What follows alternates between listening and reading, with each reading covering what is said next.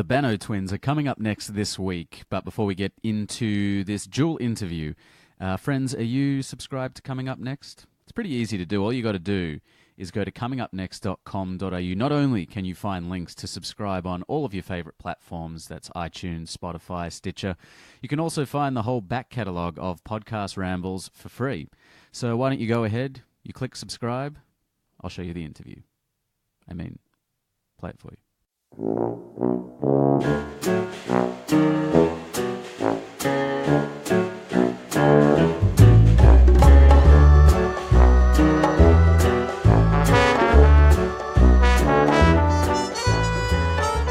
Hey friends, what's going on? How are you this week? This is Coming Up Next, the podcast. I'm your host, Alistair Marks. This is my podcast where I interview creatives from all over the world about how they've managed to create a life of their own design. And on that note, thank you to my guest from last week, Jessica Leske, came on the show to talk to me about her amazing documentary about boy band fandom, which is opening in Australian cinemas on the 22nd of November.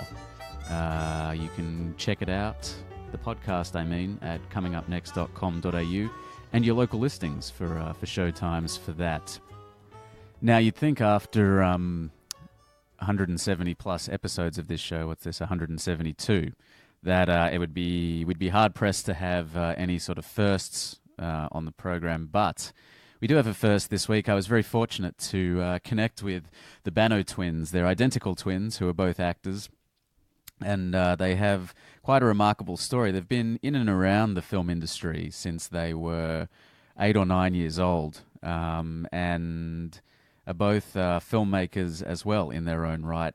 And so I was really keen to speak with them about what it was like to kind of grow up in tandem, to be working alongside one another, to basically have a creative soulmate by your side through this journey in creative worlds.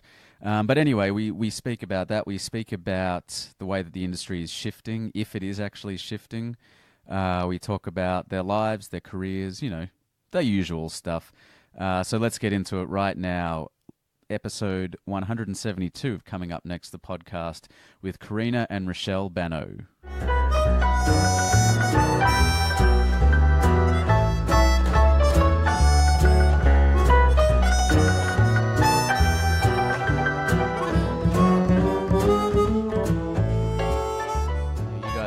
The first twins that I've had on the show. Well, it's an honour. Well, the pleasure is absolutely mine. Not yet. Not yet? You don't know that. Not yet. That's see. true. It might be a bit complicated.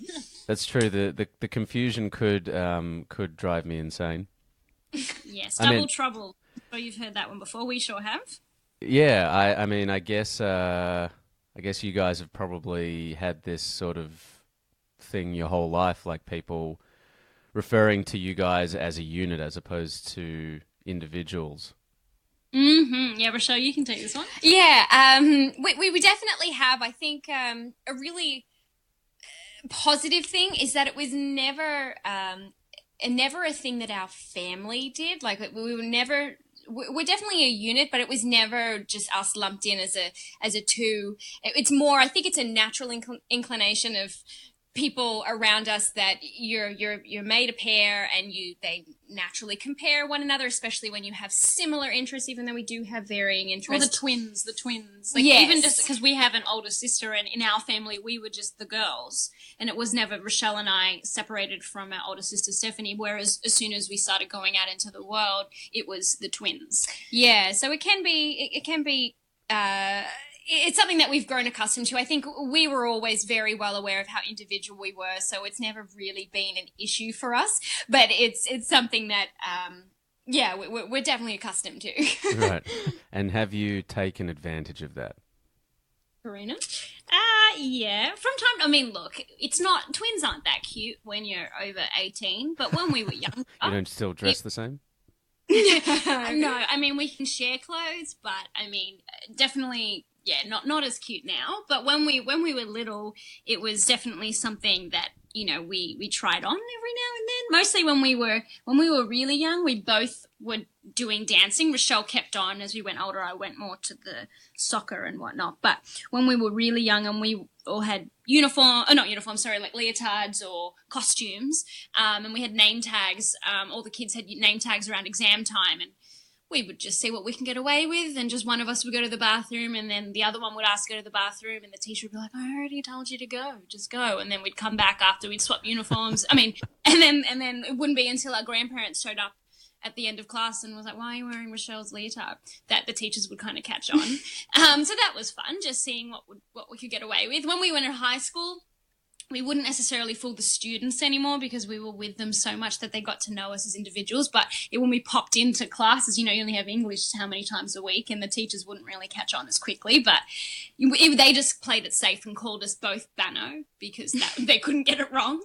But I mean, we never got into any sort of trouble. It was more just a bit of fun and seeing how long we could get away with it, really. And you guys grew up in Sydney? We did. We grew up in the western suburbs of Sydney. We were there until shortly after high school, so about 18, 19, and just with work opportunities, auditions, and Karina being at university, that was all closer to the city, so we sort of slowly migrated that way, and so we're much more Sydney based now. Still go out, we still have family out there, which is lovely. Our mum's still further out west actually, so it's nice to go back and forth, but definitely Sydney based. Yeah, you guys have been, I guess, performing or kind of, I guess, in artistic fields for quite a while. Do you remember, did you guys used to put on like shows or things when you were kids, with maybe with your sister as well? Do you remember the first time that you guys did perform?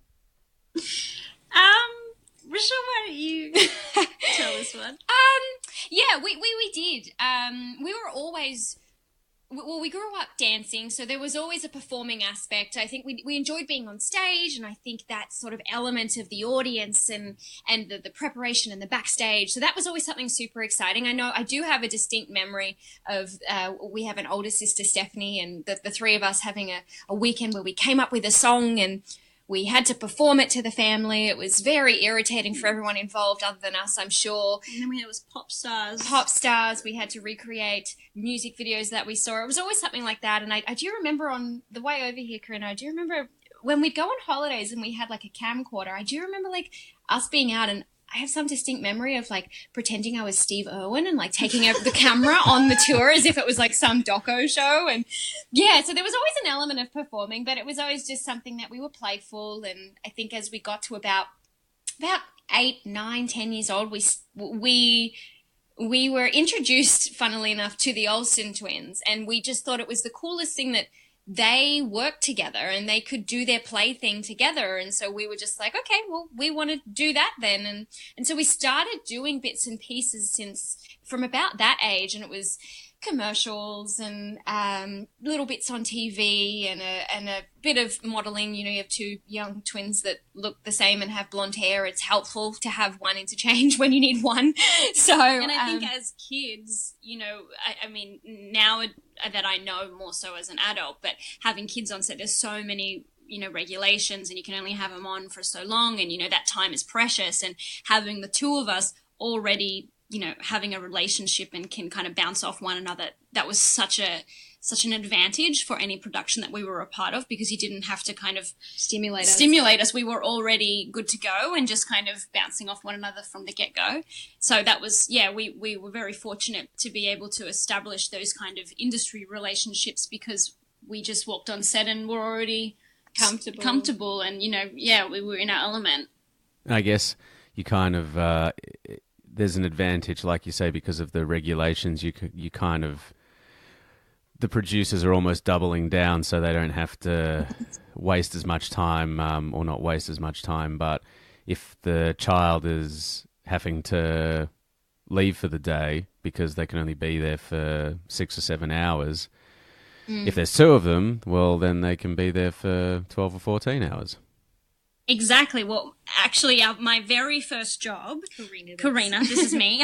My very first job, we both auditioned. I think we actually had one audition beforehand for a Vodafone commercial, but I remember the second audition we ever did was with Dave Newman, and it was for an Oreo commercial. They had just introduced chocolate cream in Australia, and we both booked it, but I booked the I suppose lead role, and Raechelle booked my stand-in, and they hired us both and flew us down to Melbourne. It was the first time we'd ever been on a plane. It was the most exciting thing in the world, and we just couldn't believe that we were getting to be treated so well to do something that we just were dying to do. Like, we just were so excited. And then we went down, and Raechelle, obviously both of us have the same skin tone and whatnot, so they could do lighting setups on both of us. She's the same height as me, so I am a little bit taller. Let's be honest. Half a centimetre makes all the difference.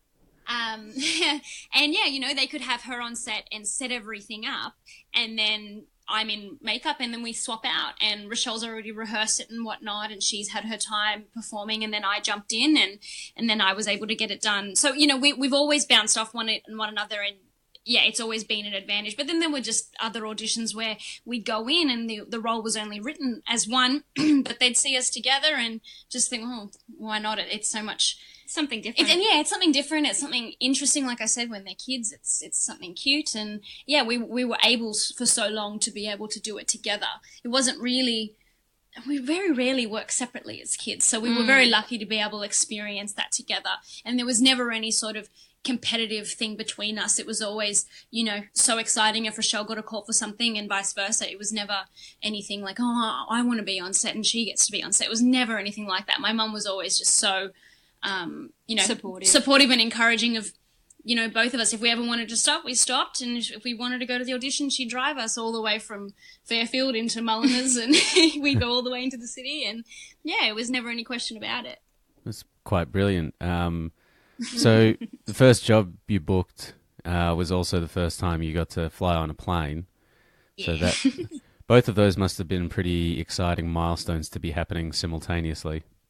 Mm-hmm. Yeah, that was a big time for us. I remember one of the things I remember to the lead up was that I was told I wasn't allowed to play sport beforehand because they didn't want me to have any bruises, and it was such a weird thing that I had to tell my teachers. Like, everyone tried, I guess most people try to get out of PE, and I had kind of an excuse, but I was really sporty, so it didn't really make much sense. It was just such a strange thing for me that I had this job at 8.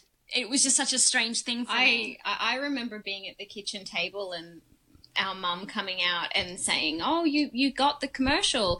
And we jumped up and sung. We had our arms out and we were singing, I want to fly away. And because we were on a plane? Yeah, that was the biggest thing for us. We'd just never been on a plane, and it was a huge dream. And we got to sort of tick all these boxes in one little job, which was beautiful. What was the feeling like when you got to Melbourne, when you got off the plane and when you arrived on set for the first time? I'm going to say cold. Melbourne was very cold when we got there. That's a good word to describe Melbourne. Denim jackets with the faux fur collar. Yes. I remember they were in all of our photos. They were very hot back then. Yes. No, it was really fun because our mum was just so supportive and just was always just there and didn't really feel like this weird, strange thing because she was with us and it was just the three of us, and Stephanie was obviously back home at school, but we were just going away for a few days and we were always together and it was just this adventure, which I don't know. I kind of feel like we carry that through to today because every job is different and you kind of don't really know how it's going to be. What's the house you're filming at? And we got to meet the family that we were shooting this house in. They had this beautiful dog and the whole crew was just so lovely. And we were just, it was just this wide-eyed, bushy-tail experience. Really lit the fire though. Yeah, absolutely. And so from there, I guess, when the commercial's produced and it's actually on TV, it must have been pretty exciting as well to kind of see that progression.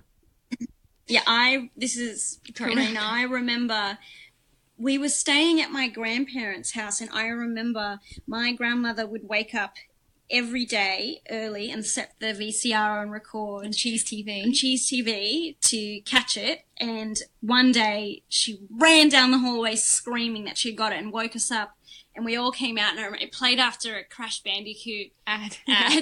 And we just played it on loop for a good hour, just talking about the whole experience. And we were just like, just so wide-eyed about, oh, that's me. Like, that's me on TV. And it was such a bizarre thing. And then from there, I got a call, I think just obviously how I looked, the people of Home and Away cast me off that commercial because I looked like Shani Vincent from Home and Away, and I got a little flashback role on that played for a couple of episodes on 1 week, and it was just such a weird thing that we almost went for, it felt, I mean, maybe it was a bit of time between, but it felt like we went from job to job quite quickly, which was so lovely. And, you know, we were able to feel confident on set and get that experience quite quickly. Yeah, right.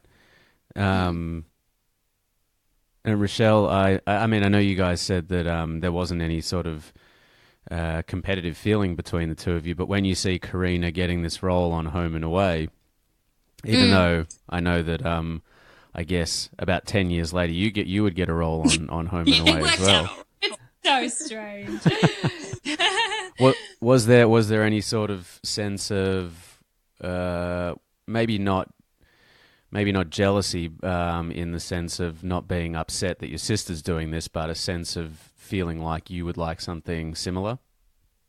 I mean, not necessarily. I mean, as I said, not in our immediate surrounding. There was never this thing that Karina had got this thing and she was this superstar in the. It wasn't like that. It was all just like, it was just a job, because I think our family definitely wanted to. It was like, you do the job and then you go back to school, and it was all very normal in life. I think for me, the only challenge was going to school. We became the Oreo girls, and then when Karina was on Home and Away, it was this exciting thing for everyone, and we have this joke in my family that I was literally for a little while there named the other twin, because it was exciting that Karina was there, and all of a sudden it wasn't too exciting that I was a part of an Oreo ad that people didn't really see me in, and blah blah blah. And I just remember I was okay. I just remember trying to articulate to my family that I just couldn't understand why people didn't understand the difference of, like, this is great for Karina, but I do it too. And it was kind of just that thing of like, oh, they'll get there. People don't understand the business as it is, but it was really hard for me. Neither did we. No. We were the only, and I guess to this day, we were sort of the first in our family to go down that route. So it was still new for us. I don't think there was no precedent for us. So we just, you know, it was just luck and opportunity, and we were just figuring it out as we went along. It wasn't like we'd follow Uncle so-and-so who did this, and you get a manager and then this happens. Like it didn't ever felt like a ladder we were climbing. It was always just one thing led to another. And, we did go through phases, like Raechelle said, where she was the other twin, and we literally got invitations to people's birthday parties, and it would be Karina and sister. Karina. And, that stuff happened, and I mean, you can't, unfortunately, you can't help that sort of stuff. Like, kids don't know any better, but we didn't know any better either. We know nothing other than being twins, and we're pretty lenient with that sort of stuff because, people, I mean, it's just we new were for always everyone. so aware that we had something very special, and not just in our relationship. We have a very special, supportive connection with our family. So I think it was an odd experience in the school thing, but I always went home feeling really supported, and it was never something that was continued on there. And so it was an odd time, but I was always auditioning, and so I kind of still felt like, well, I'm still doing it, so I'm okay. Like I can't really explain to you why I'm okay, but I am, and that's still kind of the way it is. Yeah, because it ebbs and flows. Yeah. What do your folks do? Well, our we've got a sort of a real mix in the family. Our mum's in electrical engineering. No, components. She's a sales rep for an electrical component company. Our sister's in PR, which is wonderful because that kind of crosses over into our industry, and that's really lovely. We bounce across ideas all around the all around the shop really, and our mum loves getting our little self-tapes with things, and I think for a while there it was strange for her to see self-tapes because it's not a final product and all of that, but she, you know, the whole family's very, very supportive now. And I guess from the sounds of it, your mum was kind of very supportive while you were growing up, or while you were growing into it as well.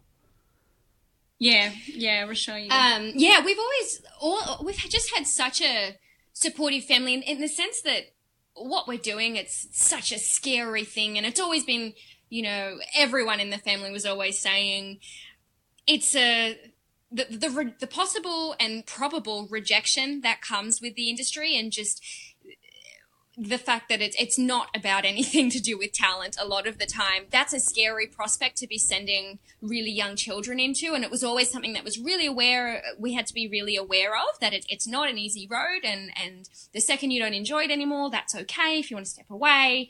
But no, we were always just so supported. The amount of, you know, 6-week NIDA courses we'd be driven to when we were way too young to drive ourselves. We'd go to auditions after school, around dancing and soccer. It was just always very supported. And even to this day, with us either producing our own things, or we've just so happened to be able to do 2 short films not too long ago together.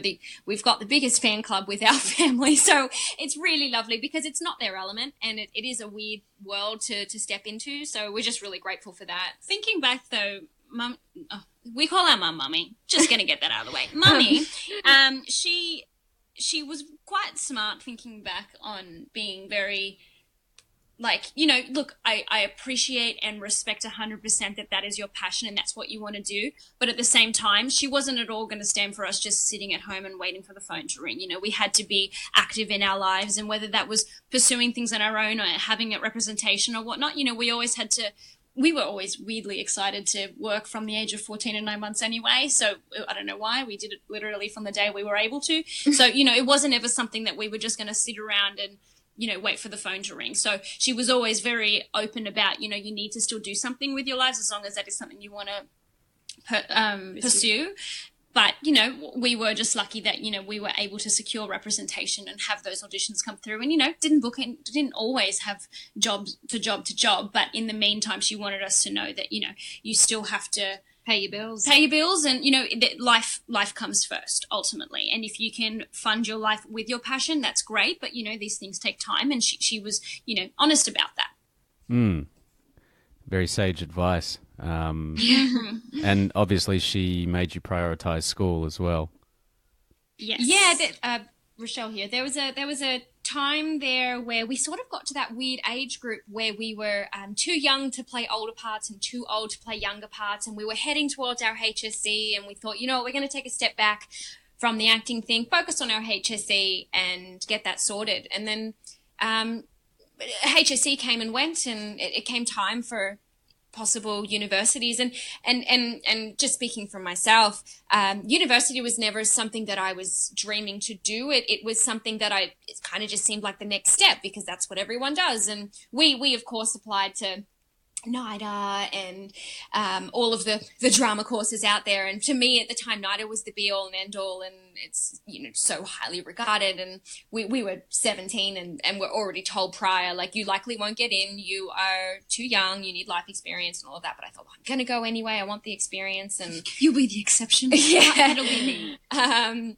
But yeah, we did all of that, and I did go to, I started a course at the University of Notre Dame doing theatre studies, majoring in theatre studies, and I got 3 weeks in, and it just wasn't for me. I think the institution style, especially that it wasn't sort of in-depth drama, jumping in the deep end, I think that it just didn't suit me. And having had an agent growing up, I was just like, I've had my experience walking in casting offices and walking on sets. I really want to grow that, because I feel like I really grow in a sink or swim situation. And so I decided I was going to leave and pursue getting an agent, which I shortly did. And really from then I always had full-time work.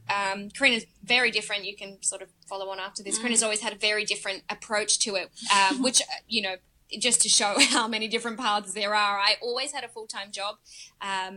because I just needed that regiment, and I made sure it was in the city so I could take my lunch break for auditions and made it work for me, whereas, Karina, you can sort of go down your path. Well, yeah, I think the difference is mostly is that we kind of started in the industry in a backwards way. Like most people, I find, start in either theatre or through training and then take the step over to film and television. And we started in commercials and doing bit parts on television. So I think it was difficult for us to transition then backwards and go into the heavy set training, which is not to say that, I mean, I crave the training sometimes. Sometimes I'm just like, I just want to go to a class. And I went to Notre Dame as well for a period of time, but I think it was like, again, about the same time, 2 or 3 weeks in, I booked a film, and I just thought, well, as much as I was enjoying it actually, as much as I was enjoying the classes, I found that I would kick myself if I looked back and I didn't get that experience on set as opposed to, reading a textbook. And there's nothing against, I mean, I ended up going back and doing some more training and whatnot, but I just found that was best for me. And, my kind of lifestyle has always been casual work. And you also went to film school. So. Yeah, and I went to film school and supported myself in that way just to be able to, I hated the idea of taking a full-time job, and I would hate to find myself in a way where I prioritize a paycheck over a potential acting opportunity, and I never let myself get in the way of that. And I've definitely stepped away from jobs that I felt were relying on me too much because my passion wasn't a priority for them. And I thought, well, that's not why I started this job. This job is to support me pursuing that passion, and I've always stuck to that. And, it's risky and it's terrifying sometimes, but I don't know, I've been doing it for a while now. And, it's, it's just the life of an actor. I guess coming out of high school and stepping out into the real world, you guys have a unique vantage point, being that you had already amassed almost 10 years of on-set experience. Yeah. Yes. Yeah, that was definitely, to Raechelle, my advantage. Like we especially going into film school, like I didn't go into film school.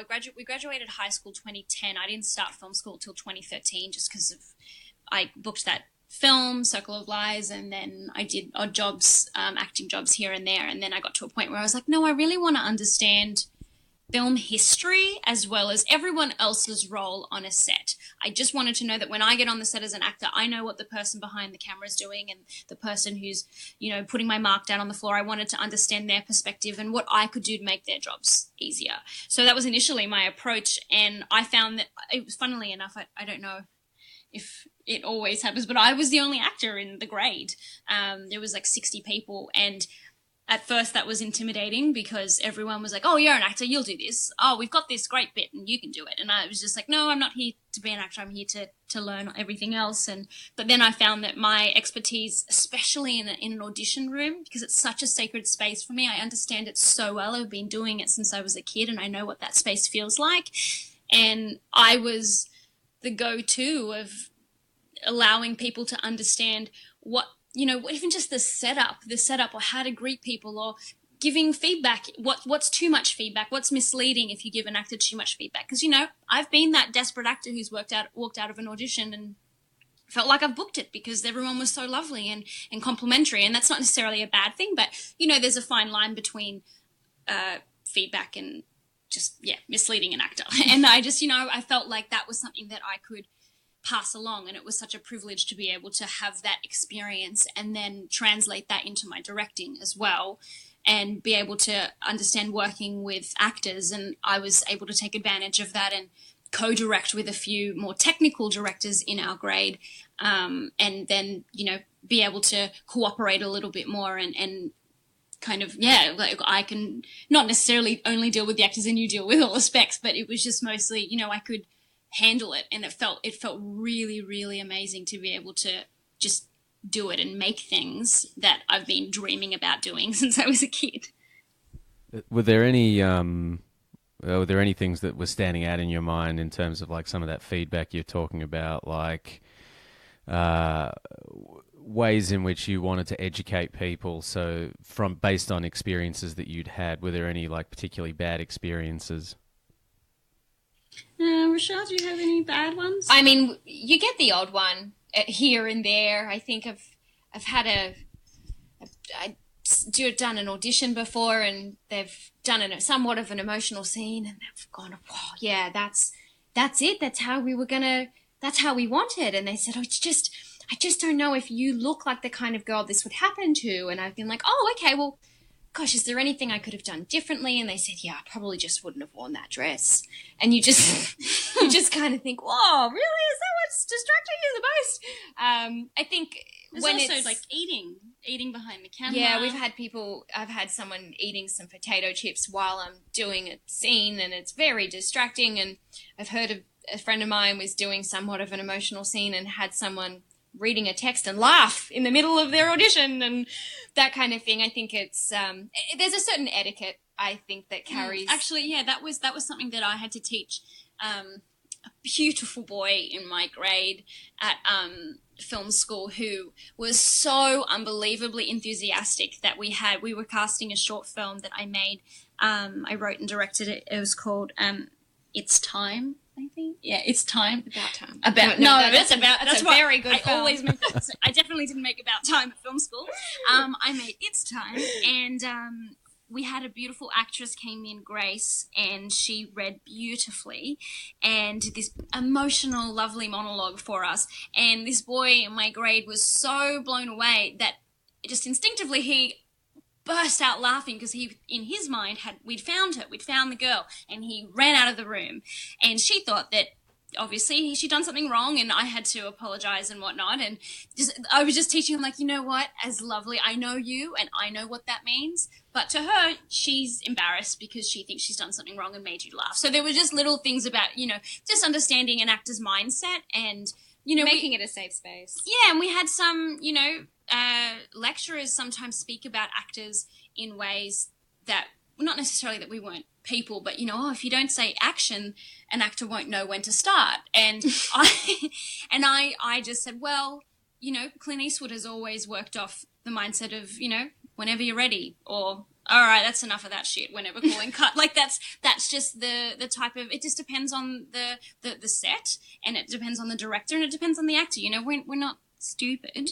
And just, allowing the barriers to be broken down between these scary actors that you have to direct. It's more like, no, we're all people and we're all in this together, and as long as we're working, it's a team effort, it's collaboration, it's something fun, and yeah, we were doing a little bit of research earlier, and you're a director in your own right. I mean, how do you find communication between actor, cast, crew, all of that? Like, how do you navigate it, or have you sort of been quite lucky? Or I guess, well, when I came out of high school was also pursuing acting, and I think similarly to you, Raechelle, went to a drama school where I didn't feel very stimulated.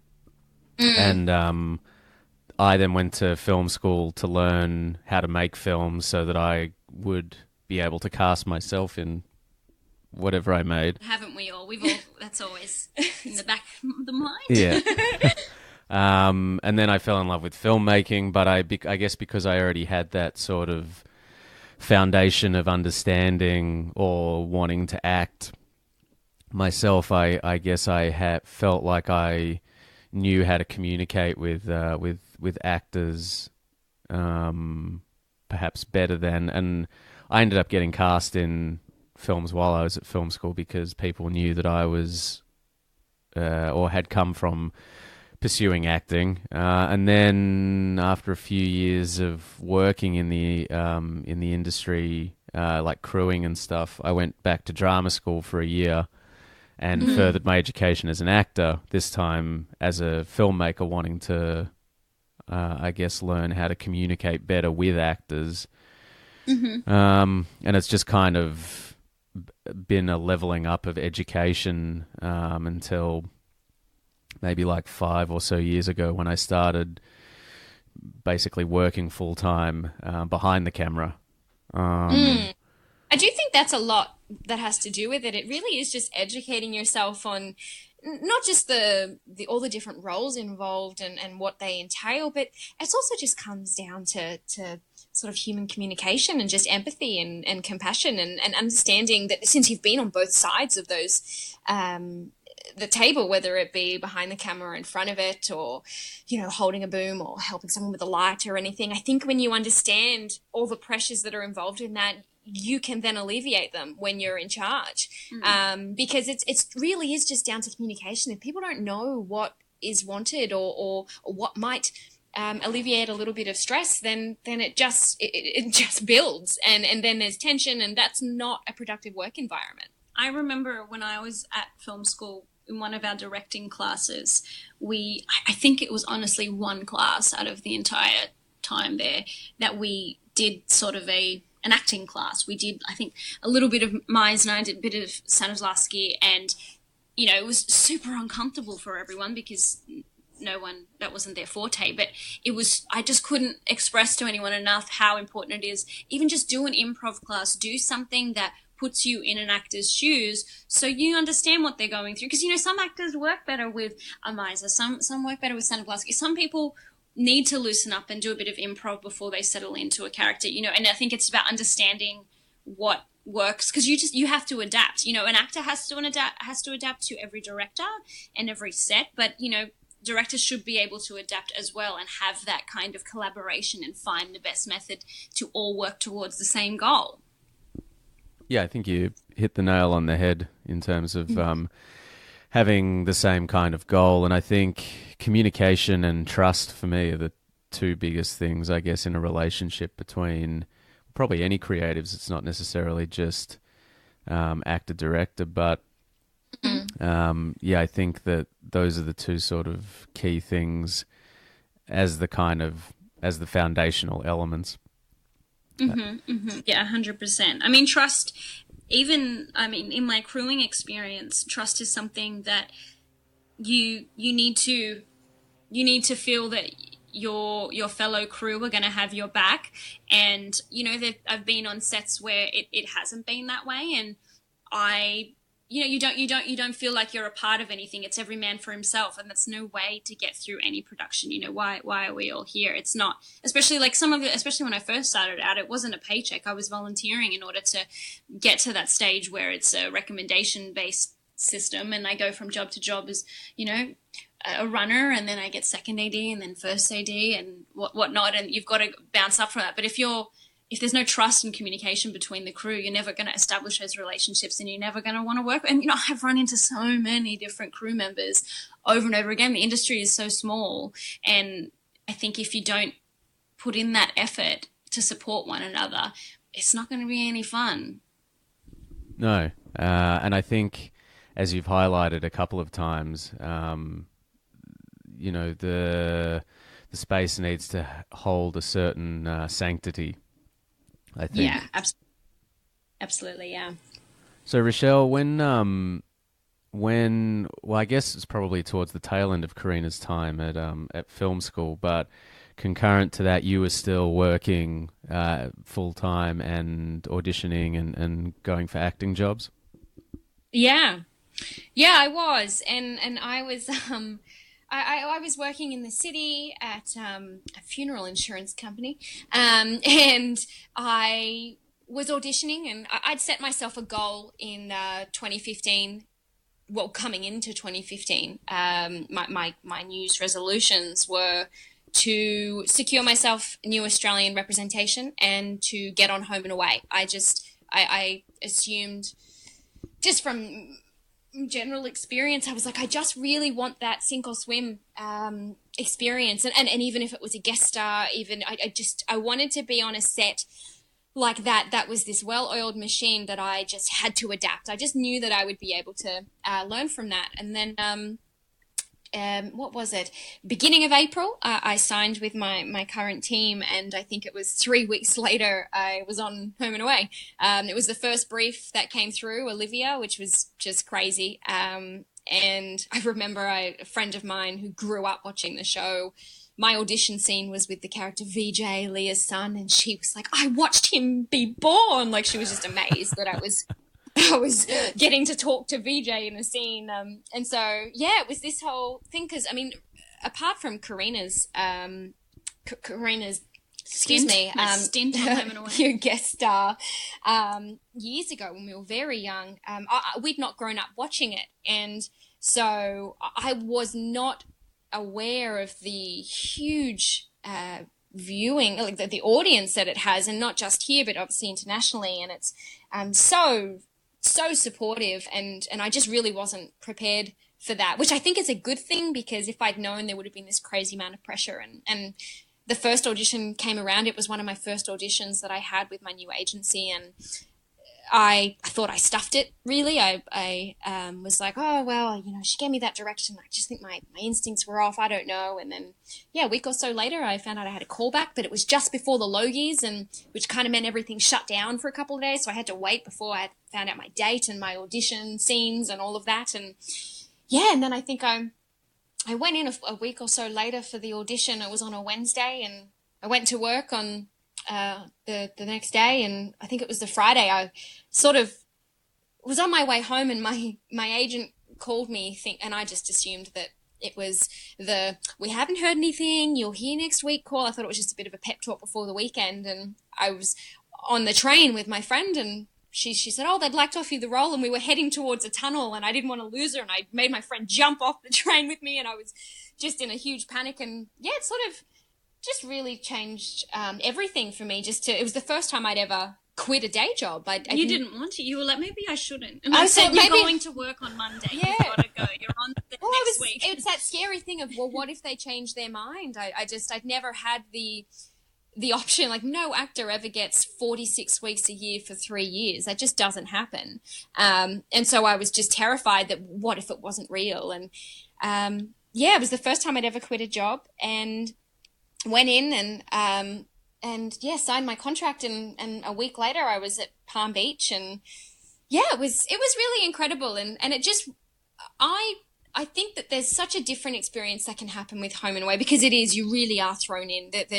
You get a day where you're in every single scene of the day. There's 12 scenes, and you're just nonstop and all of that. And it can be pretty intense, and I thrived in that environment, and it can be really intimidating. But I think the benefit of Home and Away is that because it is this well-oiled machine, there's so many people there that have been there since day dot, and there's just no dumb questions. And I'm a question asker, and whether you be the gaffer or the editor or one of the producers or a writer, there is always someone for me to ask questions and learn. So that was my film school and my acting school, because you just had to learn what everyone. Yeah, I really did have to learn on the go, and so it was more than I could have asked for, really. How many scenes were you sort of looking at on a daily basis on the reg?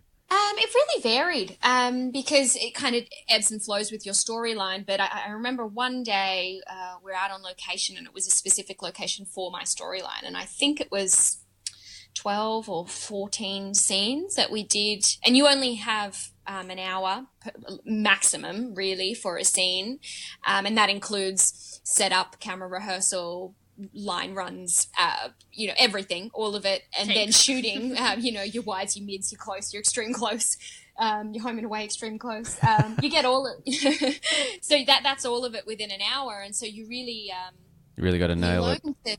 And that doesn't matter if it's just a walking down the street scene or if it's your character's epiphany emotional scene. That's all you get. So you really learn to just be ready to step up and do it. And also, if you don't get it, you really learn to just let it go and move on, which from me being the perfectionist that I am, it was such a great environment for me to really work on my perfectionism and understand that A, it gives me my values, but B, it can't get in the way of my creative goals. I can't get in the way of the process of it, because I have to enjoy the play. And I think that's what Home and Away really, at the end of the day, taught me, was that the thing that I value is what we do on set, because it's, at the end of the day, you are a small cog in a 22-minute episode, and it's not just about you. It's never just about you. So this scene that you think is the epitome of your character, and it's going to shake their storyline up completely, it ends up getting chopped up to less than 2 minutes, and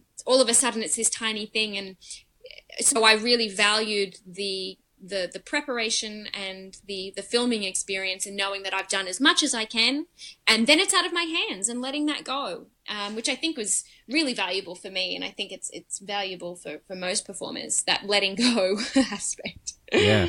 Were there any sort of specific days or moments where you felt like, fuck, this is hard or difficult? Yeah, I mean, it can be. We have sort of lots of, oh gosh. I do remember I had one scene where my character, she just found out she was pregnant, and it was leading into this storyline where it was the first abortion ever actually executed on the show. And we had to really fight for the word abortion, not just termination and all of that. And I felt this huge pressure. I think I'd only been on the show for 6 months, and I just really wanted to prove that I could handle it. And there was this scene where I'd found out I was pregnant, but I wasn't telling my boyfriend, and it was supposed to be this really emotional thing. And then halfway through filming, we had a crazy thunderstorm hit Palm Beach, and so your complete mojo is just interrupted, and I was really frazzled. And then we finally, I think half an hour later, it had passed and it was safe for us to film again, and you got to sort of get back to that place, and that sort of, I've got to get back into it, and no one can really help you, and you just really got to learn to rely on yourself. And I got to the point where I was like, okay, I know that I can do it, and you know what, if I can't get there, I learned to fake it, because you have to rely on that. And yeah, I mean, there was that, but then also another thing that Home and Away provides you, a positive and negative, but leading to growth, is that it is a show that's widely publicized, and it's just so rare to get any sort of publicity training in Australia. A lot of the projects that you get, if it's not a Neighbours or a Home and Away, it's comes and it goes sometimes, and sometimes no publicity. So you get thrown into the world of it, and it really teaches you to protect yourself. And also what part of your creative artist you want to publicize, because some of it, that's just for me, and that's for me and my process, and but also to value what you discuss, to value yourself as an artist, as opposed to personality. Not just to be a personality, but also to, and I don't know if speaking as a woman, you can put it on the woman of, the questions that are, how do you keep your bikini body and whatnot. However, the men on the show, on a show such as Home and Away, they get those sorts of questions too. But I think really learning to value what you want to promote, what messages you want to put out there, and not because you put yourself up there as some sort of martyr and someone that people should follow, but just because people do read the things that are out there. And I think you just sort of really learn to shape your values, which was a really tricky thing for me. I think I went through a period where it was really uncomfortable, because no one really likes talking about themselves or posing. I'm not a model in any form. But then I really shunned it for a while, because I kind of got burned. And then I learned to arm myself with information and training. And that was a really great lesson, because that is something that, along with the perfectionism and really trusting yourself, that's something that I'll carry on forever. That's not something that's just for Home and Away. So it was a huge industry lesson as well. And I guess you were given a platform and a voice.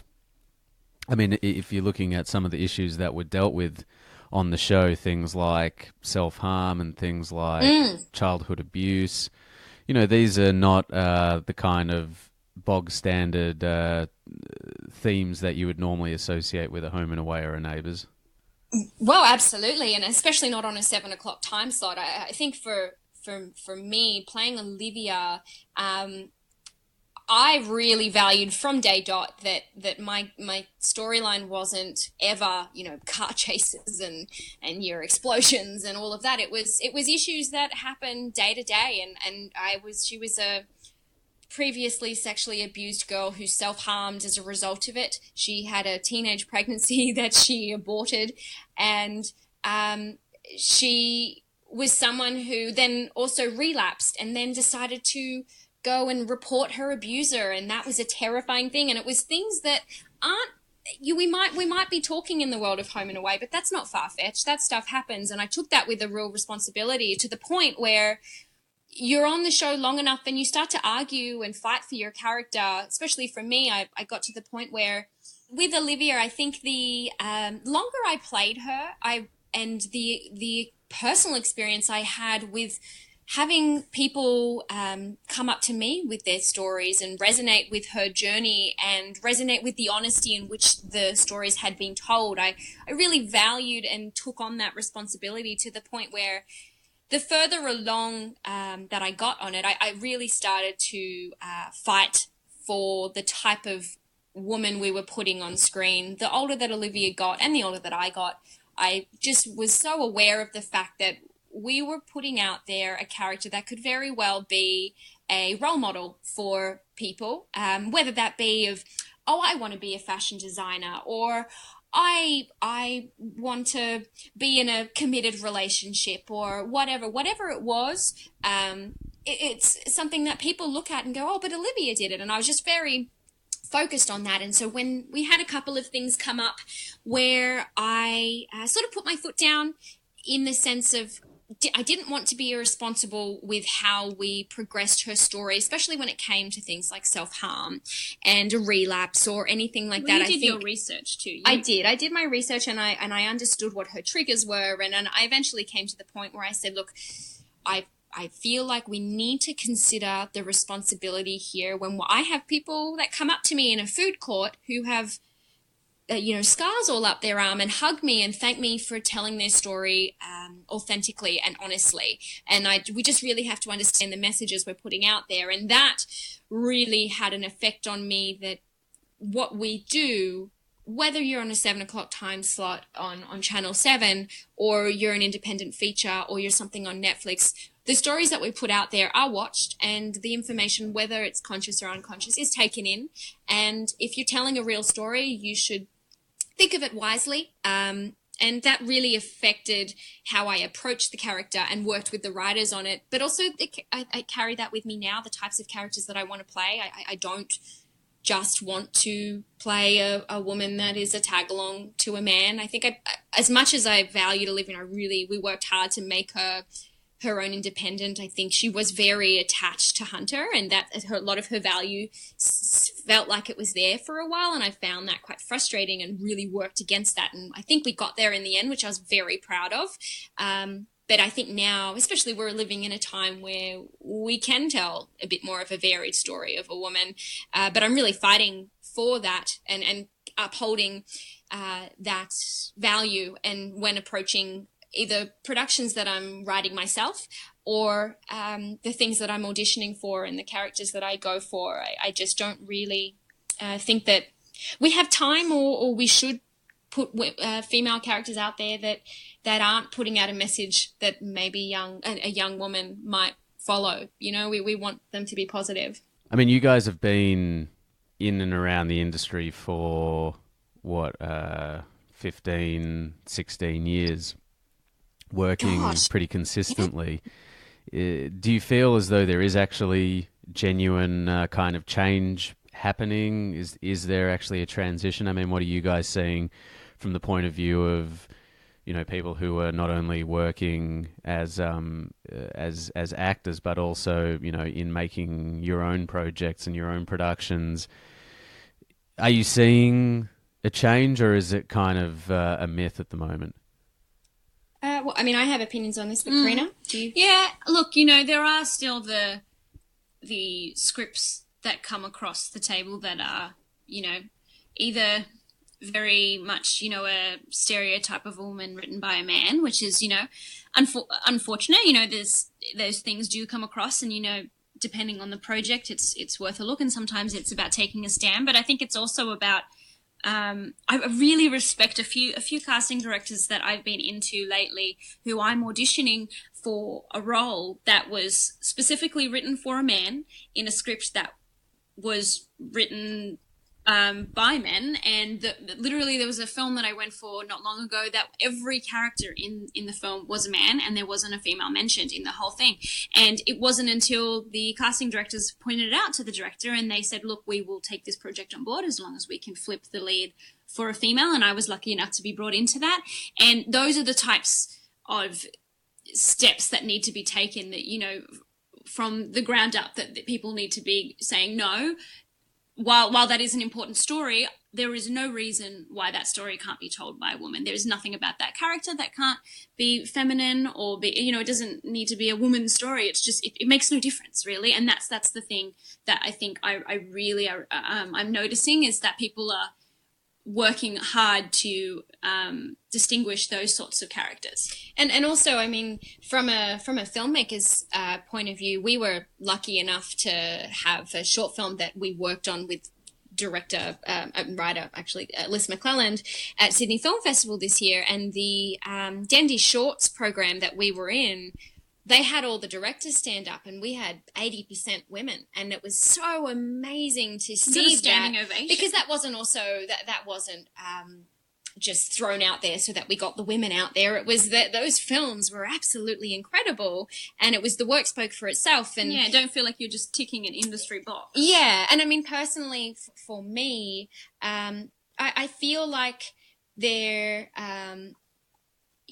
pendulum has a bit further to swing. Absolutely. Mm-hmm. I recently, well, not too recently, but read a script where every character description, the female characters had a comment on their appearance. Every other man didn't, and it was, crazy hot, or this woman had lots of plastic surgery or whatever, but no comments on the appearance for the man, and things like that.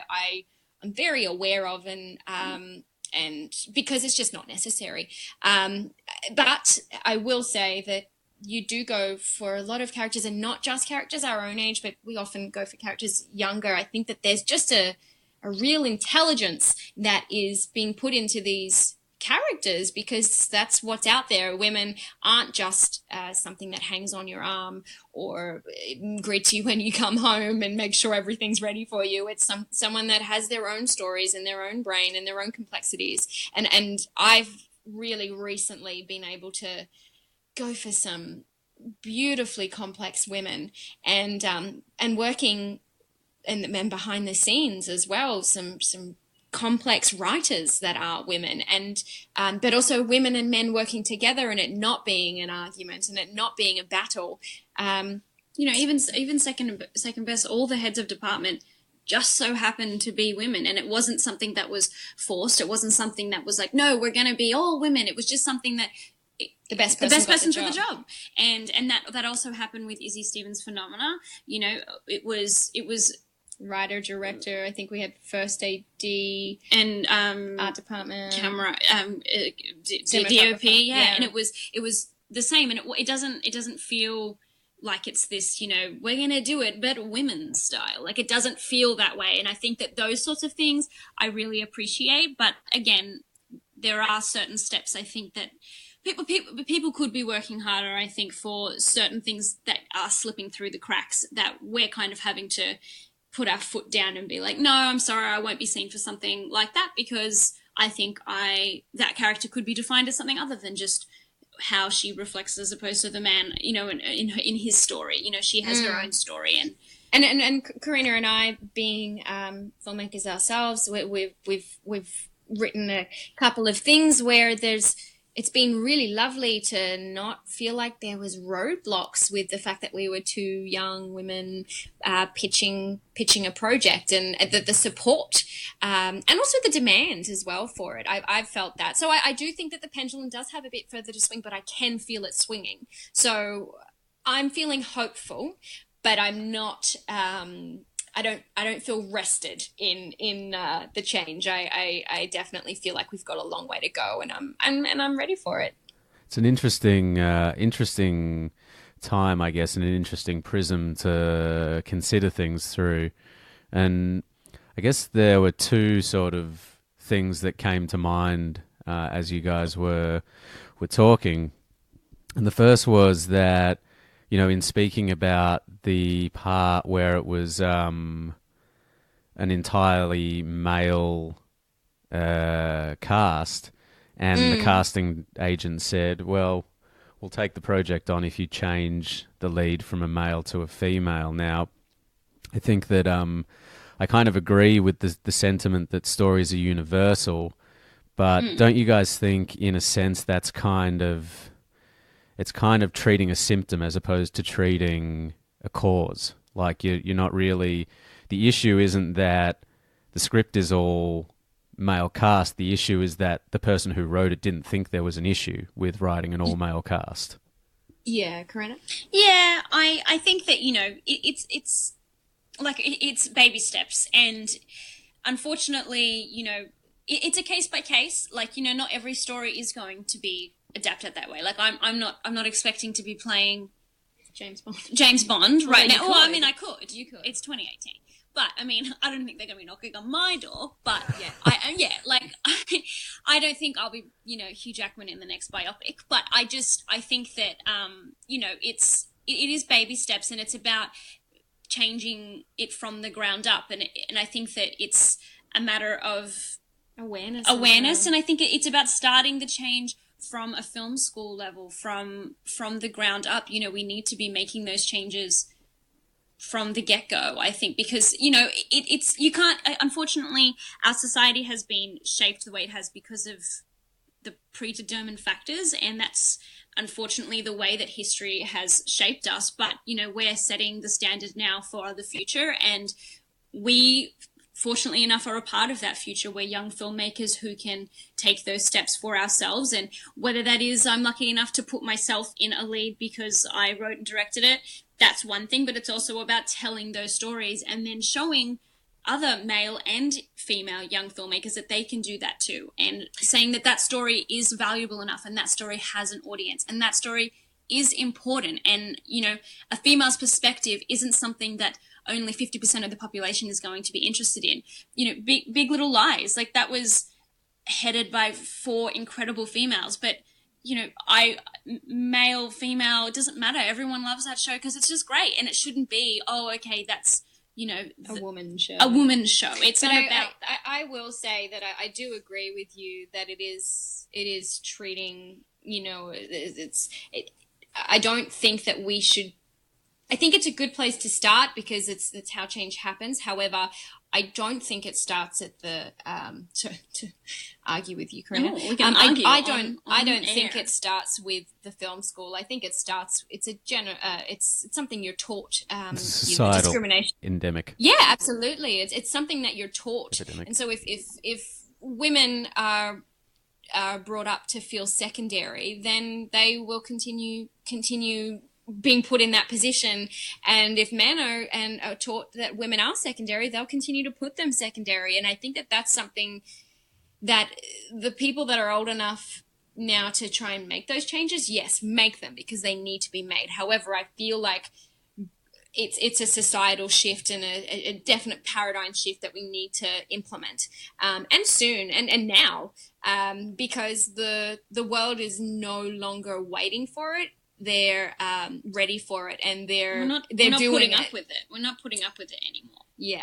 Yeah, and that kind of segues into the second thing that I was going to highlight from what you said before, which is that talking about at the Sydney Film Festival and how all of the films that were there weren't there because they were led by women. They were there because they all deserved to be there. But there's again an interesting kind of prism to look at that concept through, because you talk about like crewing on a film and putting the right people in the jobs, and it's all well and good to say that, but there's a fundamental issue that up until even just a few years ago, the only people who believed they were the right people for the jobs were white men.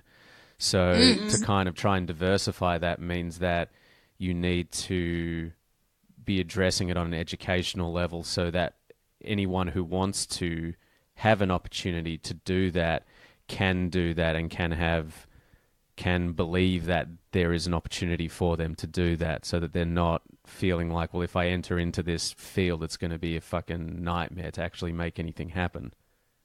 Yeah, Raechelle. Absolutely. I totally agree. And again, it's the societal thing. So I think that it's all based on opportunity, and it's not based on opportunity of when you apply for the job. It's when the idea springs to you that you can do the job. If there's no support around you, if you don't see South American woman that is the director of a film or a series, then it's very hard for a young South American woman to think that she can do that. So I think it's about representation from gender, from ethnicity, and all of that. But it's opportunity to know that one day that opportunity is going to be there, so that when you chase that, it has to start when we're a lot younger, and it is an educational thing. So I think that shift, I think we're in a shift now that will only start shifting the younger generations, because it's going to be more and more women now are going to, I think, more and more young women are going to go, okay, I am going to chase that crazy dream of being a director, because now it's not so crazy now, because we do have a wider representation of women directing film and television and theatre, and the shift is happening. And so I do think that it has to start a lot younger. Yeah, absolutely. And you guys are now making your own projects as well. Are you feeling, is there a sense of like empowerment from doing that? Like you're not sort of relying on other people to give you jobs or to write the films that you guys want to see made? Yeah. It's Raechelle and I. We've always, been so excited by the fact that every audition that we get is such a different character and such a different story, and there are so many different genres, and that's thrilling. However, as an actor, you audition for 100 projects, you maybe book one, and that's just, that's not because you're bad. That's just the rate of the industry. That's just how it is. You audition more that you work, and it's all about making those relationships. And every audition that I do, it's a chance to be seen by a casting director, and you'll make a fan, and they'll think of you in the future. And that's all well and good, and we love that. But the fact that we are taking it upon ourselves to be able to go, you know what, I really want to tell a story about this, and I would love to play a character who's like this, and we're able to explore that ourselves. It's incredibly empowering to be able to have that control. And I've always been interested in storytelling and creative writing and whatnot, and being able to kind of channel that into something that I can one day say, or one day frame up, and one day edit. Like, there's the amount of possibilities that there are out there. It's so rewarding. And not even being a part in front of the camera, directing Raechelle into something, or directing, friends of friends. I had the privilege of, I wrote and directed a short film called In the Red, and I wrote it specifically for our legendary mate, Yuri Kovic, and he's such a gem. And there were so many possibilities of, cutting around the story just to frame him up in a better way, and that was so much fun. And I had a supporting role. I was kind of equal in the writing process, but as the film went on, I was like, nah, this is his movie. This is his movie, and it was so fun. There's no ego in that, and I think it becomes a part of the story, and the story that we want to tell, whether I'm in front of the camera or not. But it's such a privilege to be able to get the satisfaction of making the film that I would go and sit down and watch, or the web series that I would subscribe to. Like, we have the ability now, everyone can pick up their phone and make something and whatnot. And I think I've had the opportunity to have the education to do so. And why not? Like, I mean, I wouldn't even call it the privilege. It's you have the right to do it. We have the tools, we have the education, we have the support around us, and we have the ideas. So I don't think, it doesn't feel, it's vulnerable for sure, especially for me. I just, my perfectionism, it makes me super vulnerable to all of it, but it's an exciting challenge of growth and creativity and vulnerability.